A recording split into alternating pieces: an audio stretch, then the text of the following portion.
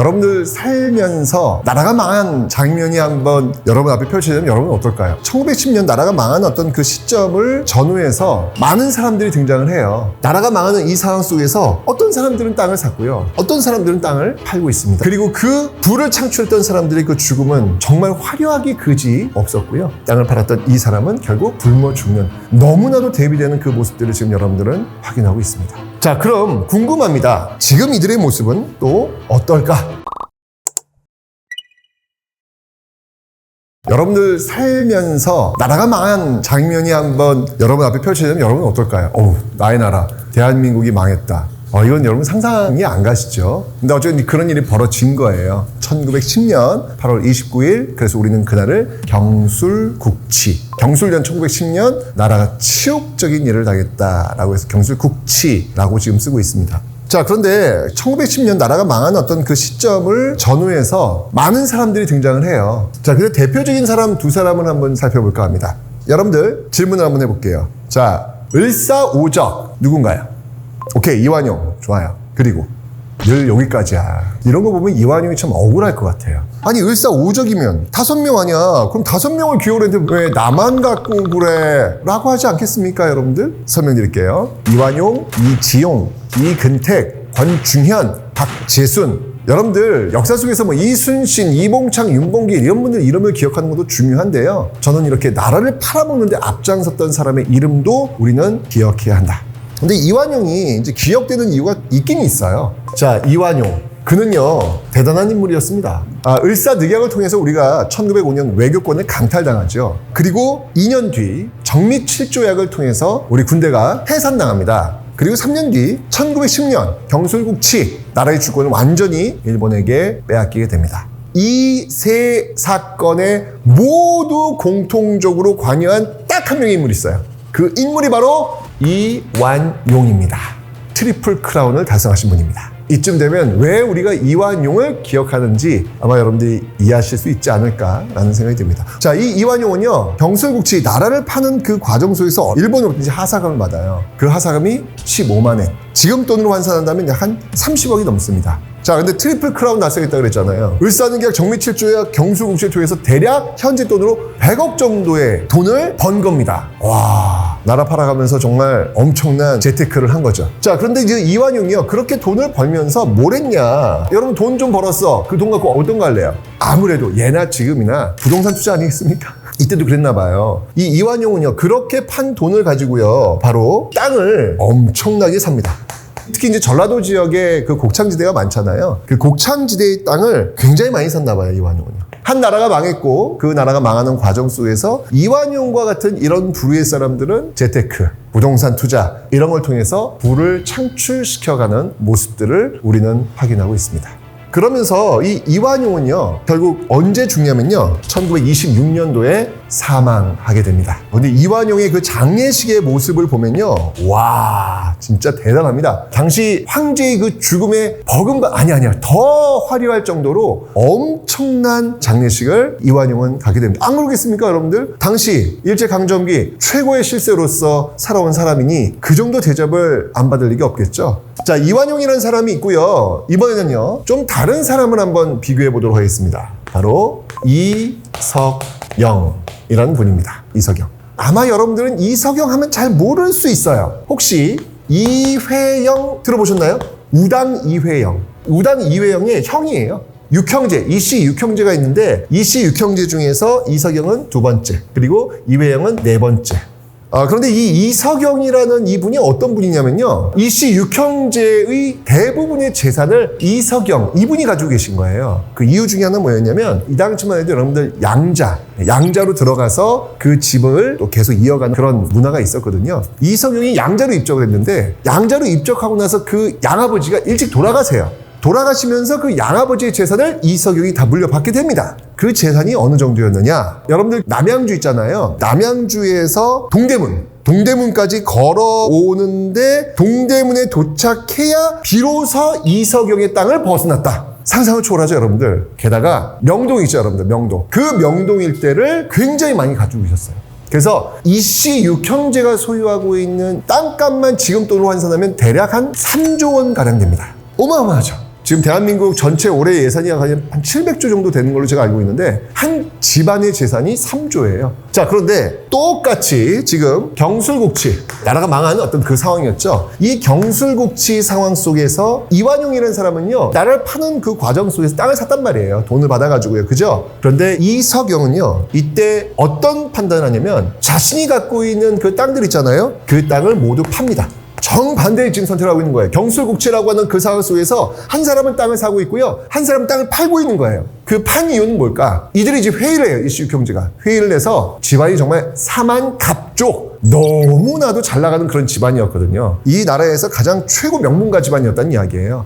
그런 집안이 회의를 하면서 뭘 얘기했냐면 우리가 이렇게 잘 먹고 잘 살고 존경받았던 이유가 뭐냐? 그건 바로 나라가 있었기 때문이다. 그 나라가 있었기 때문에 우리는 지금 여기까지 왔는데 그 나라가 이제 망했다. 그럼 우리는 무엇을 할 것이냐? 이제까지 우리 집안을 있게 해줬던 그 나라를 위해서 우리는 무언가를 해야 되지 않겠는가? 라는 그 결론 속에서 이석영이 갖고 있었던 이 모든 재산들을 다 팔게 됩니다.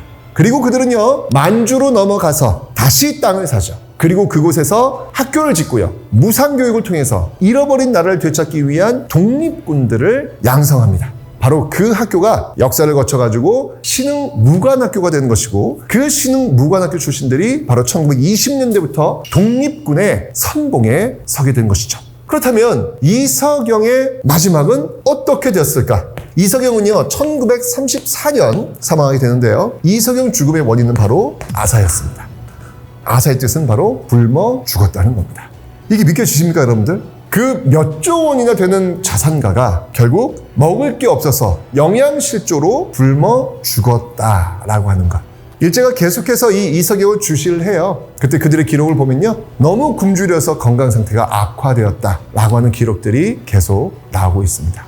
나라가 망하는 이 상황 속에서 어떤 사람들은 땅을 샀고요. 어떤 사람들은 땅을 팔고 있습니다. 정반대의 선택을 하고 있습니다. 그리고 그 부를 창출했던 사람들의 그 죽음은 정말 화려하기 그지 없었고요. 땅을 팔았던 이 사람은 결국 굶어 죽는, 너무나도 대비되는 그 모습들을 지금 여러분들은 확인하고 있습니다. 자, 그럼 궁금합니다. 지금 이들의 모습은 또 어떨까? 그렇게 화려한 장례식을 했던 이완용의 무덤은 어디 있으며 어떻게 해서 그를 만날 수 있을지 궁금하지 않으신가요? 이완용의 무덤은요, 지금 파묘되어 있습니다.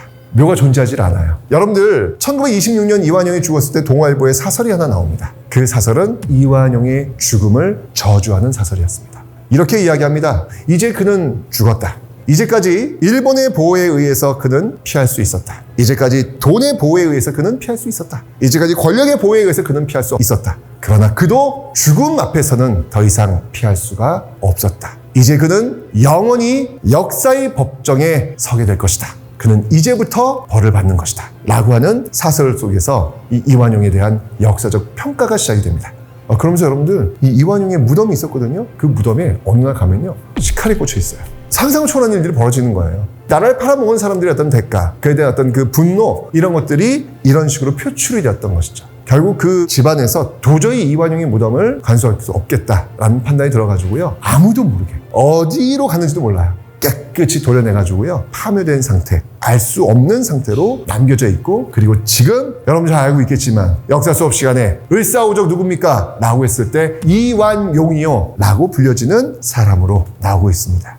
이석영 선생은 어떨까요? 지금 남양주 가시면요, 이석영 도서관도 있고요, 이석영 기념공원도 있고요. 이석영을 기억하려고 하는 그 흔적들이 지금 굉장히 많이 있습니다. 너무 아쉽게도 이석영의 무덤은 어디인지도 몰라요. 이분이 어떻게 돌아가셨는지, 병명 굶어 죽으셨기 때문에 그 무덤조차도 우리는 지금 아직 찾지 못하고 있는 실정입니다. 어쨌건 정말 극명한 삶을 살았던 분들의 어떤 모습들이 아닐까라는 생각이 드는데요. 어느 한 학생이 저한테 이런 질문을 하더군요. 일제강점기가 너무너무 싫대요. 두 가지 이유랍니다. 공부를 해야 되는데 일제강점기 맨날 두드려 맞는 이야기만 한다는 거예요. 수탈당하고 빼앗기고 힘없고 끌려가는 그런 모습들을 지켜보고 있으면 너무 힘들대요. 그렇겠죠. 3만 불 대한민국 시대에 살고 있는 여러분들이 그런 장면들을 목격한다면 얼마나 힘들겠습니까? 두 번째 이유, 너무 외울 사람들이 많다는 거예요. 너무 사람들이 많고 단체도 많다는 거예요. 그때 제가 이렇게 이야기합니다. 만약 우리 이 역사서에서 일제강점기의 역사가 이런 단체 빼고 사람들 빼고 다 빼버린다면 굉장히 얇아지겠죠. 일제강점기 10페이지면 되지 않을까요? 여러분 시험 보기 참 좋은 그런 페이지가 될 겁니다. 그런데 만약 그런 역사책을 여러분들이 가지고 있다면 그 역사는 어떤 역사일까요? 그 역사는 바로 비굴의 역사일 것이고 비겁의 역사일 것이고 굴종의 역사일 것이다. 일제강점기 어떠한 저항도 하지 않은 모습들, 저항을 위한 단체도 없는 모습들, 그 모습들을 우리는 역사에 갖고 있다면 우리 역사는 얼마나 초라해지겠는가 라고 이야기하면서 이 역사만 바라보니까 굉장히 아프잖아요. 그죠? 하지만 여러분들 이 뒤쪽에 있는 이런 분들의 어떤 역사가 분명히 존재하고 있거든요. 이런 분들의 어떤 역사를 한번 좀 따라가 보신다면 이런 역사는 일제강점기 어찌 온다면 희망의 역사일 수 있다는 이야기죠. 여러분들 이석영이라는 분이 왜 자신의 땅을 팔았을까요? 그 모든 재산을 팔고 결국은 이렇게 굶어 죽는 모습을 왜 이런 모습을 보였을까요? 이유는 간단하거든요. 누군가를 지키기 위해서라고요. 그 누군가가 누굴까요? 바로 여러분들입니다. 이분들이 있었기 때문에 지금의 우리가 있는 것 아니겠습니까? 늘 이야기하지만 여러분들이 지금 살아가고 있는 이 모습들은요, 여러분들이 혼자의 힘으로, 혼자의 능력으로 잘나서 살아가고 있는 시간들이 아니에요. 여러분들 그 시간을 만들어내기 위해서 누군가는 패배할 수밖에 없었던 그 최초의 패배자들, 그들이 얼마나 고독했는지, 그들이 얼마나 힘들었는지, 그들이 얼마나 아팠는지를 기억하는 것, 그게 바로 역사를 공부하는 이유거든요. 그러면서 그분이 그 댓글을 쓰셨더라고요. 너무 감동적인 댓글이었는데요. 이제부터 일제강점기 단체나 사람들을 만날 때 모두 기억해 드리겠습니다. 왜? 그분들이 있었기에, 그 단체가 있었기에 지금의 나와 지금의 우리가 있기 때문에. 여러분들 일제강점기 그렇게 아픈 역사로만 바라보지 마시고요. 이렇게 지금의 우리와 지금의 이 시간을 만들기 위해서 자신의 청춘과 재산과 모든 것을 쏟아부었던 그 사람들이 너무나도 많이 존재하고 있었던 희망의 시기였음을 여러분들 꼭 기억해 주셨으면 좋겠습니다.